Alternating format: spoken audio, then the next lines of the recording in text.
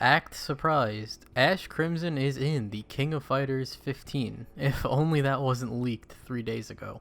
So the newest trailer has dropped and we've got a bunch of information, so let's talk about it.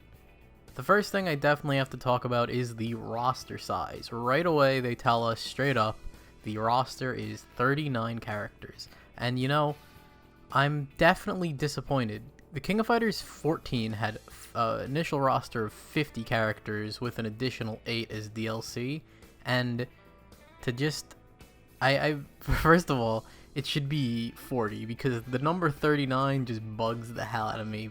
And they're also doing DLC, but I'll talk about that near the end of the video. A big emphasis in this trailer definitely seems to be on the story aspects, which is something that we've never really seen in the King of Fighters. It definitely looks like SNK is taking more of a cinematic route, and I hope that instead of having a big story like NetherRealm does or Street Fighter did, I hope that each team just gets cutscenes in the story mode. And hopefully the endings are in 3D too, and they're not in 2D. I think that would be pretty cool. There really isn't much to talk about with the story here, though. They kind of just give vague things. They show Shune doing Shune things. We get a little bit of characterization for the new rival character. She really doesn't seem to like Shune. She's got kind of a bad attitude, which is pretty cool. But, you know, I kind of want to see your gameplay first before I make any decisions about playing this character, you know? Moving on to the gameplay portion of this trailer, we see a new mechanic. The armored CD that we've been speculating about for months is called Shatter Strike.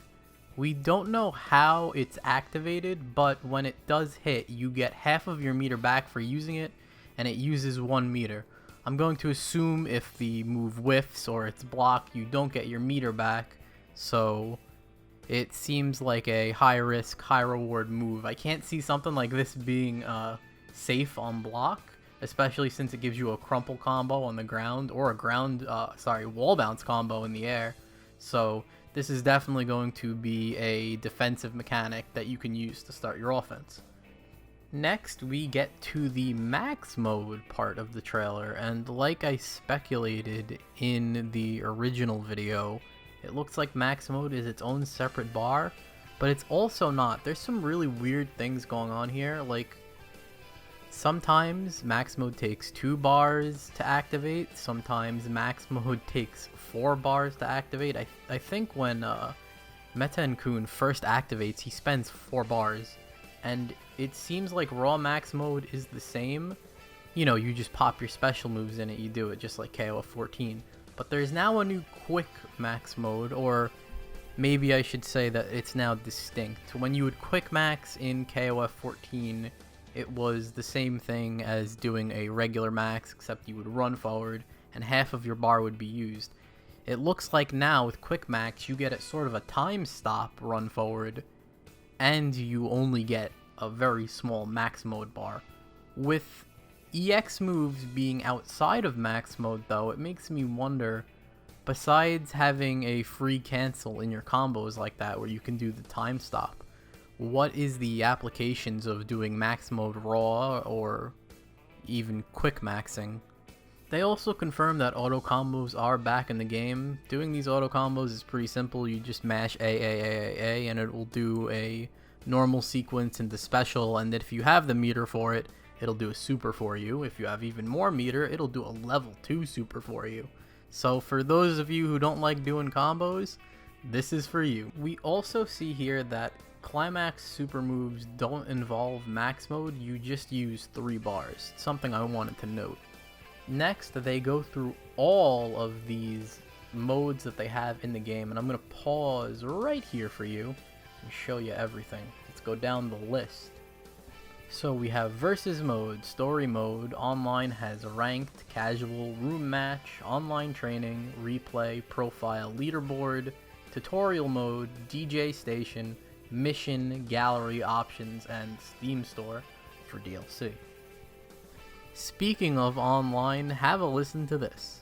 Rollback netcode empowers fighters to take their skills to the next level. Yup, it was already confirmed that rollback was going to be in KOF 15, but you know, just hearing the announcer say rollback netcode just hit differently, you know? Hopefully it turns out really well, and this is the best online a KOF game has ever had.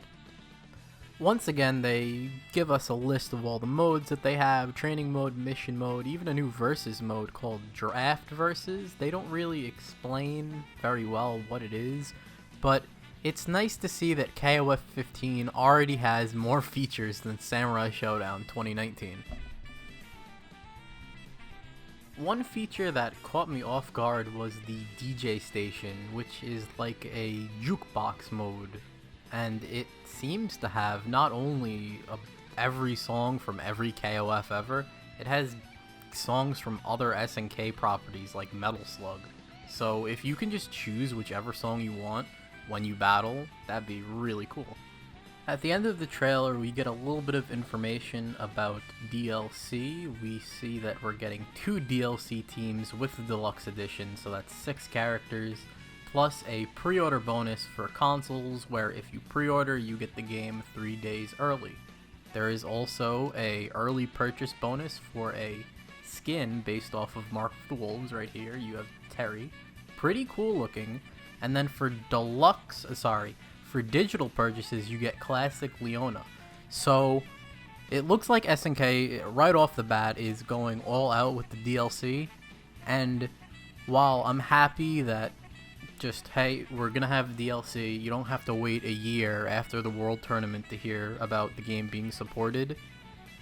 The game only having 39 characters and then pushing DLC right away does rub me the wrong way, and it sounds a little bit insane when I say that out loud, because we have games like Melty Blood, which are gonna have like 14 characters.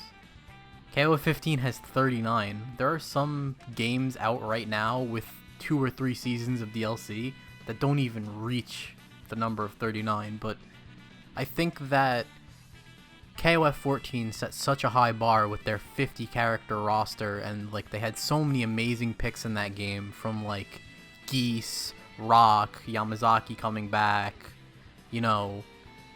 I can't help but be a little bit disappointed, but seeing this game in motion and just seeing everything, I don't care about any other fighting game right now. I could care less about Guilty Gear. Melty Blood could go over there. I want to play the King of Fighters 15, and we gotta wait till February, and it hurts, but this looks like it is going to be amazing. It looks like they're taking the criticisms that they had from KOF 14, they're addressing them, and hopefully this is one of the best KOFs to play yet. I'm extremely excited. But that's really all of my thoughts on this trailer, really. A lot of the excitement I would have had was taken away by the leaks that I reported on earlier. If we didn't get those leaks last Saturday, this would have been like 10 times the amount of hype. But I'm really, really looking forward to KOF 15, and I'm going to continue to cover it on this channel. So if you want KOF 15 coverage, hey, make sure you subscribe, because this is the place to go. But if you made it to the end of the video and you're hearing these words, you are a real one. Thanks for watching, have a great day, and goodbye. Thank you!